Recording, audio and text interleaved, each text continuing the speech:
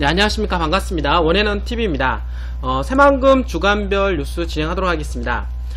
새만금 국제공항 예비타당성 면제 사실상 확정이라는 기사인데요. 아직 확정은 되진 않았지만 확정에 가깝지 않느냐라고 하는 기사이겠죠. 전라북도가 사활을 걸고 있는 새만금 국제공항 예비타당성 면제가 사실상 확정되었다는 내용으로 한 언론사가 보도하였습니다.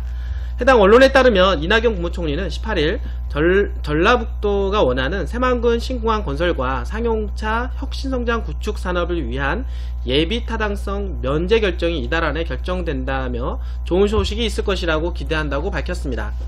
이낙연 총리는 1월 18일 오후 익산시 왕궁면 국가식품클러스터 지원센터를 찾아 입주 기업인들과 가진 간담회에서 이같이 말한 것으로 이 언론은 전하고 있습니다.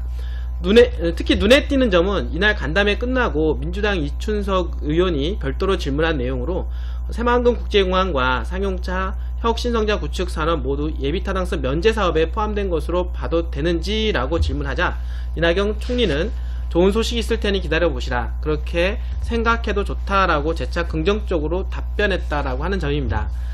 지역 정치권과 전라북도에서는 이낙연 총리가 직접 새만금 국제공항 외 전라북도 예비타당성 신청사업 중 이 건을 직접 언급했다는 점에서 상당히 주목하고 있는데요. 도 관계자는 정부의 공식 발표가 나오지 않은 상황이라 매우 조심스럽다. 그러나 새만금국제공항은 전라북도 최우선 사업이며 정부에서도 충분히 공감하고 있는 사업인 만큼 좋은 결과를 기대하고 있다라고 밝힌 것으로 해당 언론은 전하고 있습니다. 송하진 새만금 공항 자율주행 전진기지 조성 예비타당성 면제 기대라고 하는 기사가 나왔는데요.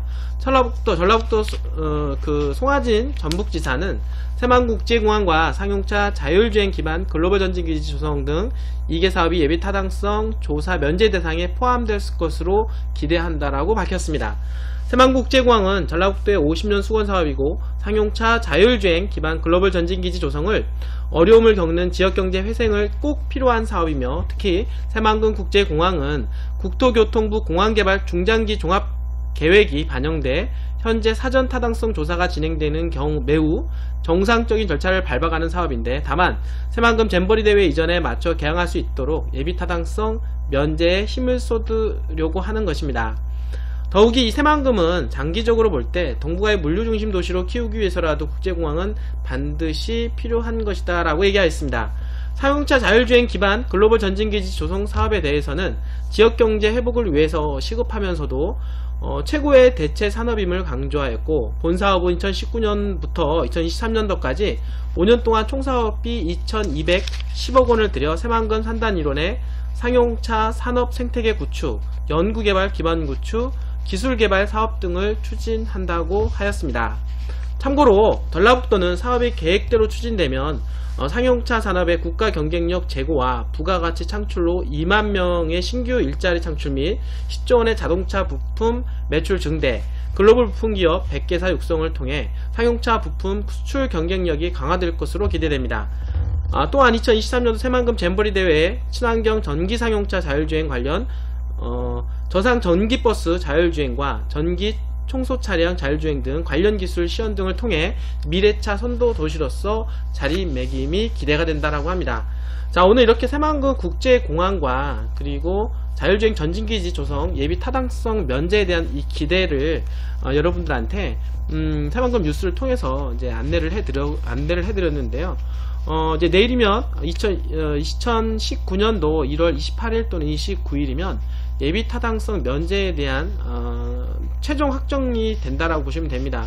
사실은 이 자율주행 전진기지 이 부분은 군산의 GM 사태로 인해서 실업률이 늘어나고 여러가지 문제점, 경제적인 어려움을 겪고 있는 이 군산의 희망이 될 것이며 그리고 새만금 국제공항은 동북아 물류 중심의 도시로서 그 4차 산업혁명의 전진기지 그리고 잼버리 대회를 앞두고 있는 상황에서 반드시 그 예비타당성 면제가 돼야 되는 그런 사업이다라고 말씀을 드릴 수가 있겠습니다.